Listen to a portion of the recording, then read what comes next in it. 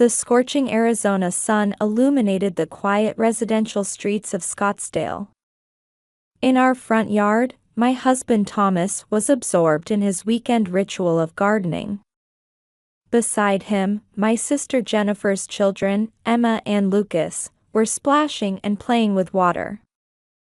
Thomas, dressed in a crisp white polo shirt, maintained his reputation as the neighborhood's well-regarded gentleman.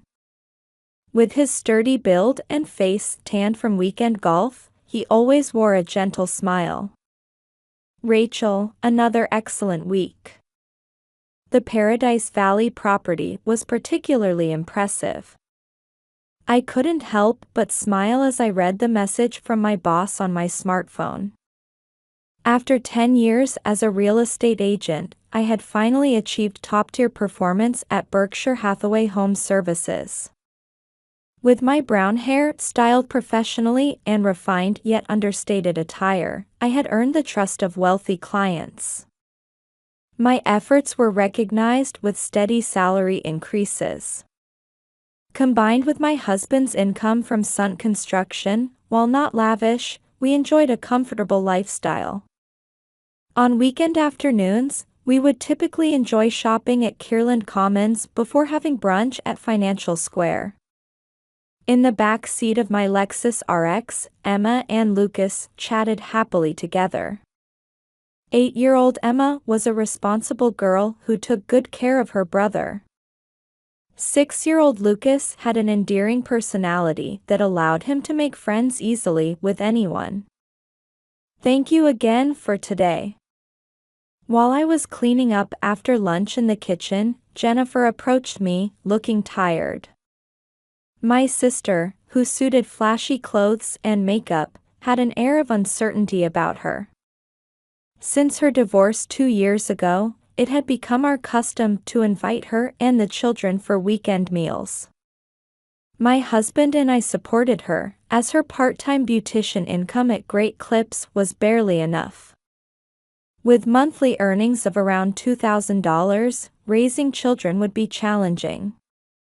Don't worry about it. Seeing Emma and Lucas smile is my joy. Even as I said this, something had been bothering me lately. Thomas's behavior had somehow changed. While business trips had always been frequent due to his position as a construction company director, they had increased recently. He was coming home later, and something felt off about his dashing figure leaving for work in his BMW 5 Series. His weekend golf outings had increased, and he had become inseparable from his cell phone, occasionally absorbed in messaging someone. Could this be the 10-year marriage crisis? Such thoughts would cross my mind, but I tried to shake them off as I went about my days. Rachel, I'll be late tonight.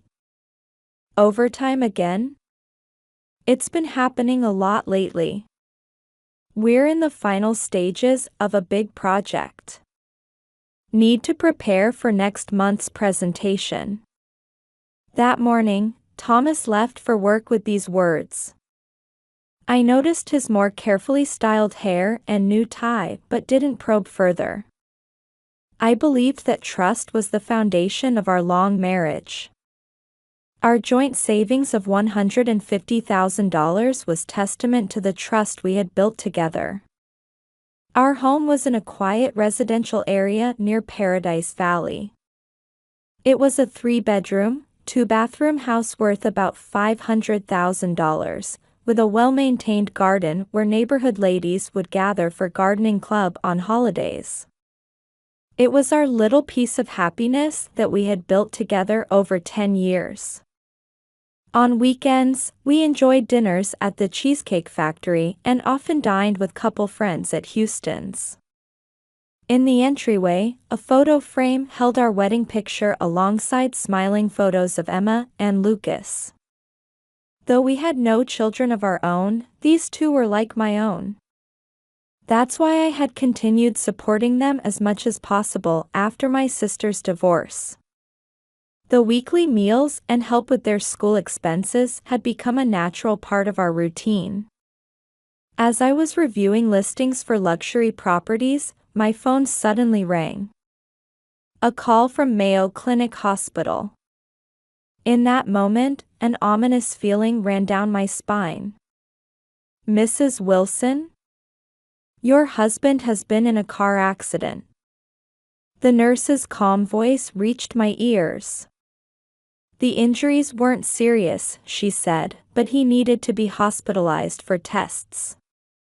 The clock showed 3 p.m. "I'll be right there." As I hung up, I let out a deep sigh. I would need to cancel my property viewing appointments. After explaining the situation to my secretary Sarah, I immediately started my Lexus.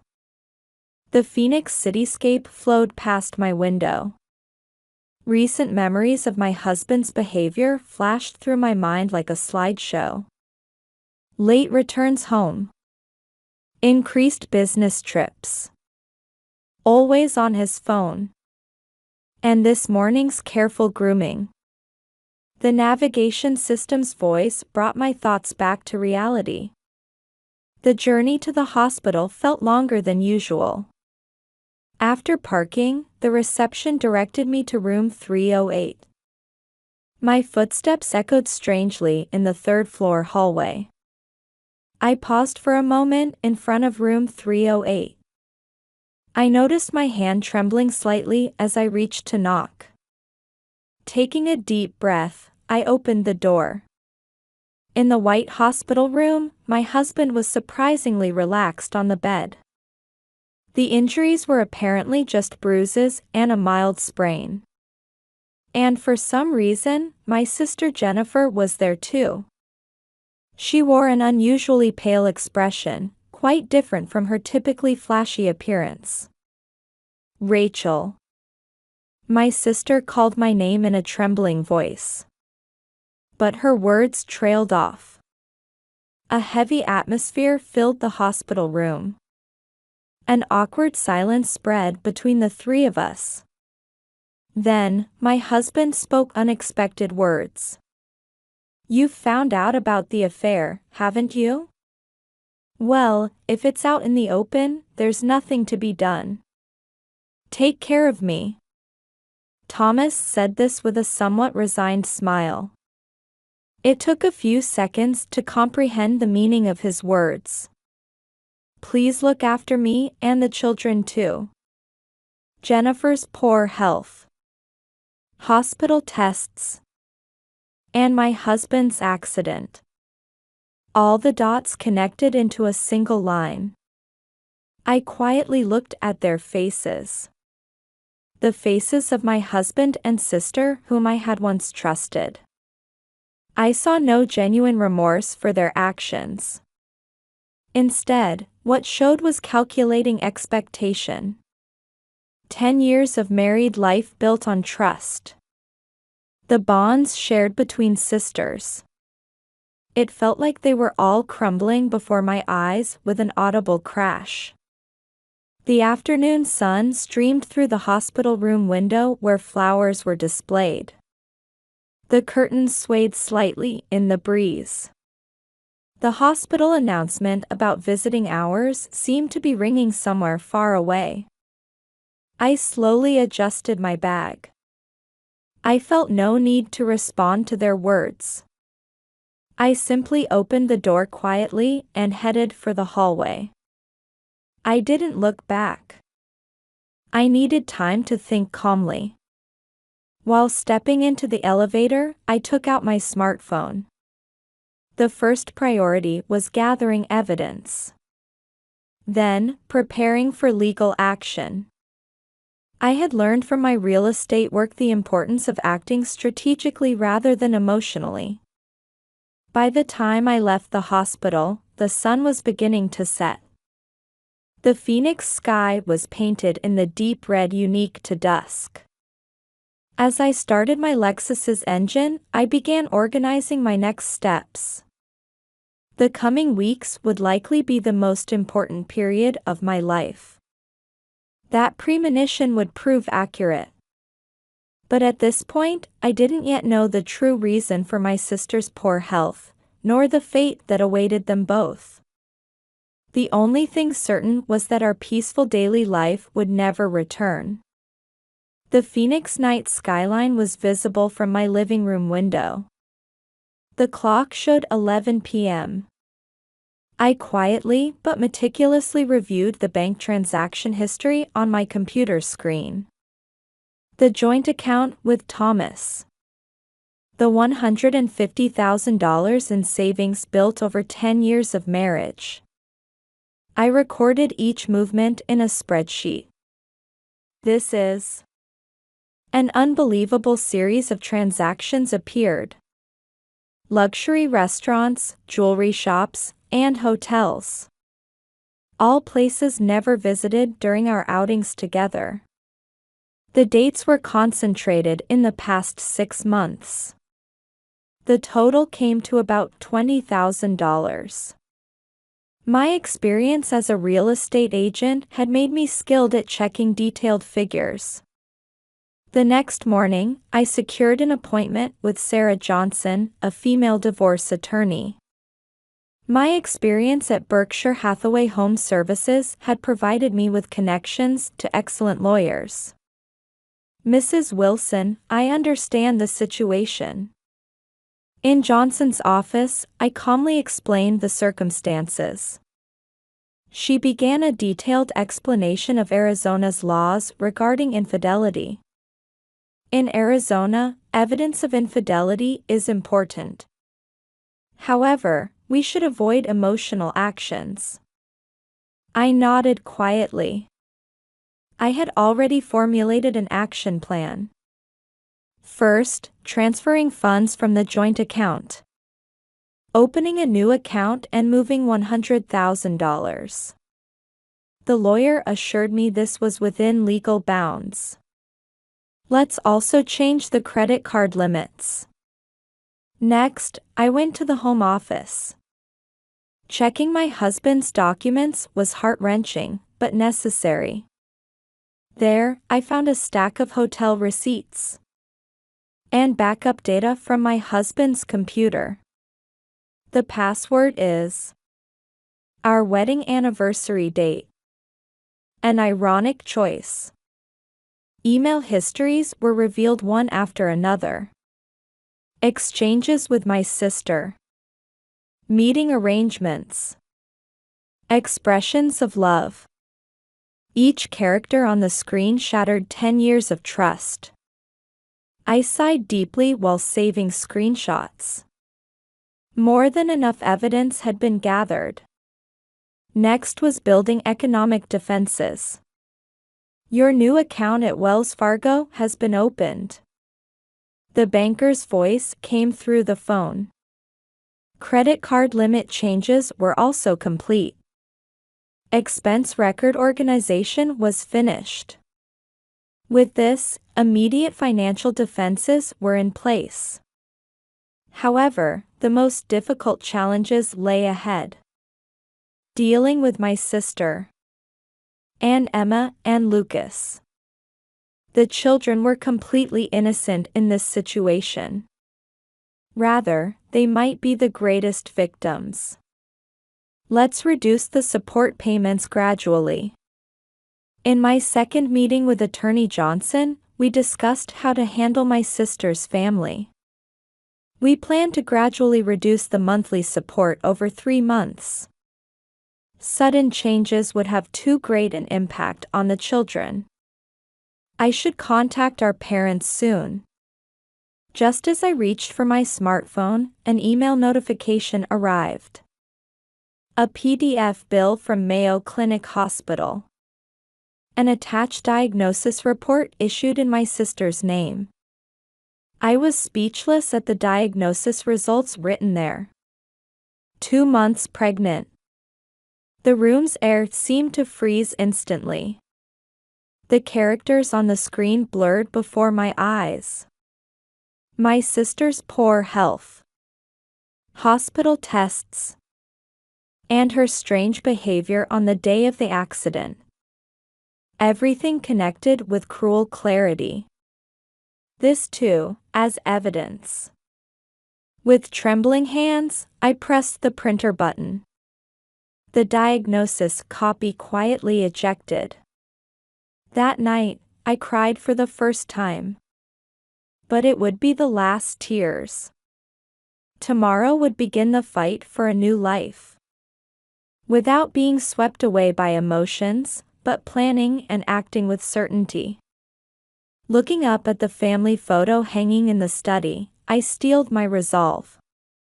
For Emma and Lucas's smiles. And most of all, for my own life. This was no time for weakness. The real battle was just beginning. The next morning I woke up early and applied my makeup more carefully than usual. A black suit with understated pearl necklace. The calm, composed expression I had cultivated in sales. The coming weeks would be the most important period of my life. Then, shall we move to the next phase? In my third meeting with Attorney Johnson, I quietly nodded. Bright light streamed through the office window overlooking Phoenix. An envelope arrived at Sunt Construction's HR department. There was no sender name. However, its contents would create significant ripples in the company. As evidence of inappropriate relationships. The envelope contained hotel receipts from the past 6 months. Company credit card usage history.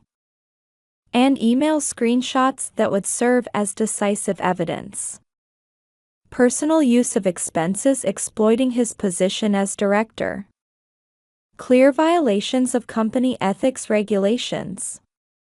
That afternoon, Thomas received an emergency summons. An inquiry from HR. Though he was given a chance to explain, the evidence was too clear. Immediate suspension. And salary hold pending investigation. However, this was just the beginning. Around the same time, I was meeting with Attorney Johnson in my living room. Preparations for divorce mediation were steadily progressing. Property division calculations. Grounds for compensation. Everything was prepared in legally perfect form. Mrs. Wilson, regarding the proposed settlement amount. The document the lawyer pointed to showed the figure of $50,000. This amount considered Thomas's misappropriated funds and future living compensation. And this amount carried another meaning. That evening, my parents visited. Dad, Mom. My parents' expressions were hard as they were shown into the living room. They seemed to have already grasped the situation. My sister's pregnancy. My husband's betrayal. No explanation was needed. Our way of raising. Mother's voice trembled. Father sat silently. But his posture revealed deep anger. My sister had been avoiding contact, fearing our parents' fury. Let's have a family meeting. My parents quietly nodded at my suggestion. The location would be their home. Time, weekend afternoon. All parties would gather to discuss the future. I judged this to be the best approach. That weekend, a heavy atmosphere hung over the living room of my parents' home as the family meeting began. Thomas was losing his position at the company. My sister faced the new reality of pregnancy. My parents carried deep sadness over the family's breakdown. First, let me explain about the property division. Attorney Johnson began her explanation matter-of-factly. $50,000 settlement. Joint property division proposal. And the sale of the Paradise Valley area house. Everything was prepared in legally appropriate form. That amount is Thomas tried to object, but the lawyer continued calmly. If you don't accept this proposal, the evidence of company fund misappropriation will be investigated more thoroughly. His expression froze at those words. Personal use of expenses could become more than just an ethical violation. Please think about the children. I took out photos of Emma and Lucas. Educational Trust Fund Establishment Proposal. Monthly visitation schedule. Arrangements for psychological counseling for the children. All proposals were made with their future in mind. My sister squeezed out words through tears. A new life lay ahead of her. Life as a single mother. And meeting a new life. I will continue supporting their education. My sister raised her face at my words. Complete relationship restoration was still far off. But I wanted to do what I could for the children's future. That was my decision. The family meeting lasted 5 hours. During that time, various emotions intersected. Anger, sadness, regret, and a slight hope. Finally, agreement was reached on conditions including the $50,000 settlement payment, house sale and property division, continued education support for the children with monthly visitation rights, and participation in counseling. The Paradise Valley area house would be put up for sale the following week. Purchase of a new residence was already in the plans. All preparations for a new life. With this, all procedures are. Attorney Johnson's words echoed in the evening living room of my parents' home.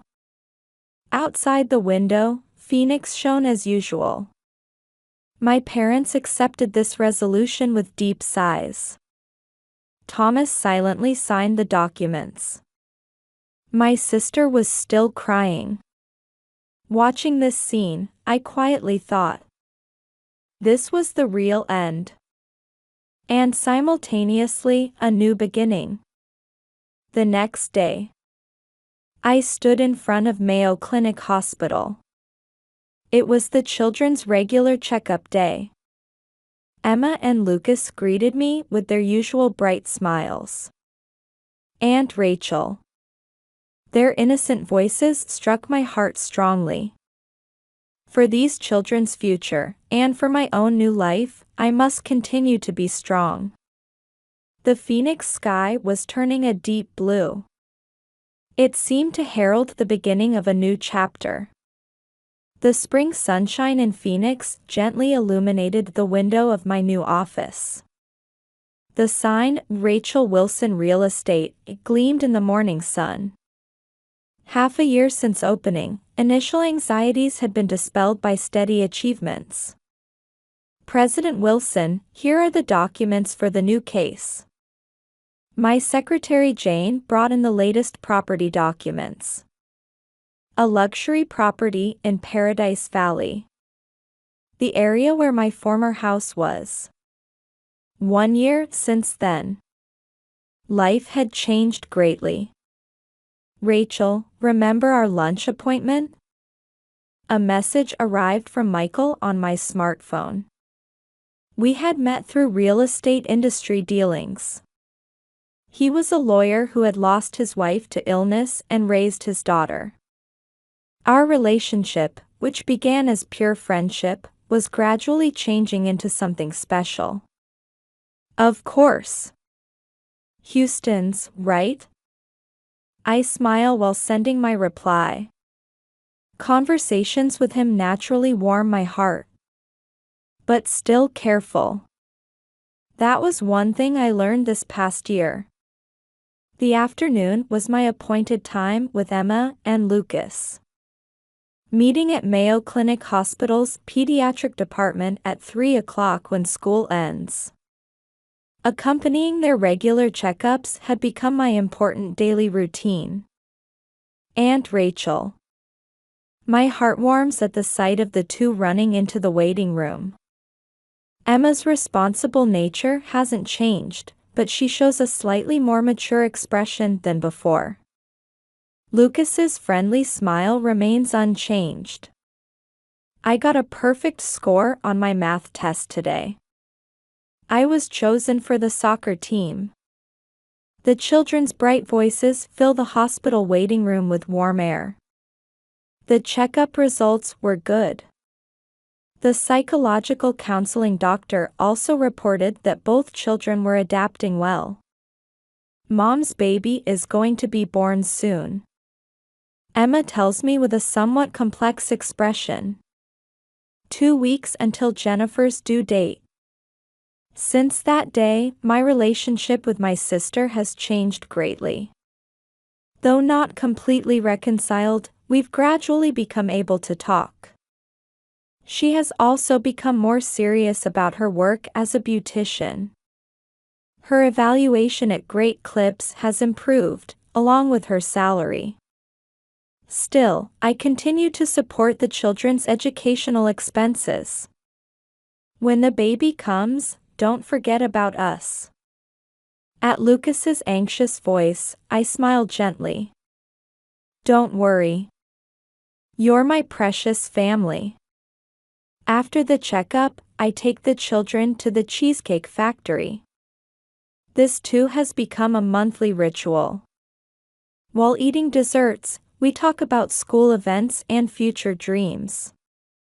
Emma wants to become a veterinarian, and Lucas aims to be a soccer player. How's Uncle Thomas? Lucas's sudden question catches me off guard for a moment. Meetings with my ex-husband continue once a month as agreed. Recently, he seems to be changing little by little. Though he lost his position at Sunt Construction, I heard he's working more humbly at a new company. Yes, he's doing well. You'll see him again soon. After dropping the children off at home, I return to my new residence.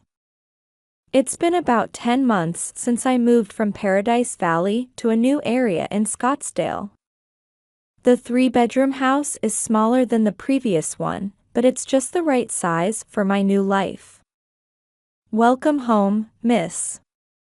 Max, the beloved dog sent from my parents' home, greets me with a wagging tail. My parents have continuously supported me throughout this past year. Weekend brunches remain our unwavering tradition. New photographs adorn the shelves in the living room. Pictures of smiling children. The moment of cutting the ribbon at the new office. And family photos at my parents' home. These are testament to my new life. Entering my study, I open my laptop. While preparing for tomorrow's property viewings, I quietly reflect. What I lost this year. And what I gained. I lost a 10-year marriage. A trusted husband. And a casual relationship with my sister. However, what I gained is also significant. Confidence as a business owner. True independence. And above all, my own strength. My life is my own. Looking out the window, Phoenix is bathed in twilight. The spring breeze gently rustles the fresh green trees. Tomorrow, a new day begins. My smartphone lights up. A message from Michael. Got the dinner reservation for tomorrow. We should be able to talk at length. I smile as I send my reply. There's no need to rush. Everything at my own pace. And I will absolutely protect the future of these innocent children. I quietly engrave these words in my heart. This is the guiding principle of my new life. And my eternal promise. In the Phoenix night sky, the full moon shone gently.